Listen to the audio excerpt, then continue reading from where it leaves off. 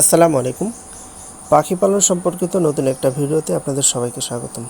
Viewers, আপনারা যারা এই ভিডিওটা দেখছেন তারা আমার পেজটি ফলো করে রাখবেন। ফিঞ্চ পাখির যত্ন সম্পর্কিত আমি মূলত ভিডিও দিয়ে থাকি।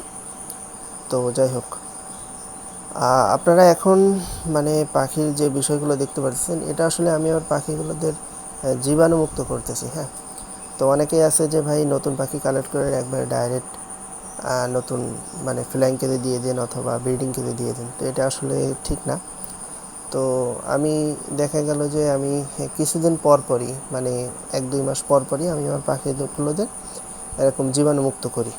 তো এর ভিতরে আমি কিছু মেডিসিন দিছি পানির ভিতরে। তো মেডিসিনটার নাম হচ্ছে এসিমিক 1%। হ্যাঁ, এটা আপনার ওই জীবাণুনাশক আর কি। তো এটা আসলে পাখির গায়ে লাগলে বা পাখি খেলেও কোনো অসুবিধা হয় না, এই কারণে এই মেডিসিনটা আমি ব্যবহার করি। আর আরেকটা আছে ভাইরোসিড। তবে ভাইরোসিডটা এটা চোখে গেলে চোখটা একটু জ্বলে।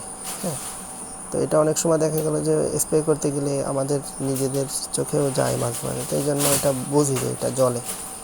তো আমি ওই 1 লিটার পানির ভিতরে 2.5 ml মতো এসমিক 1% দিছি, দিয়ে আর কি পাখিগুলোদের সুন্দর করে আর কি ভিজাই দিছি।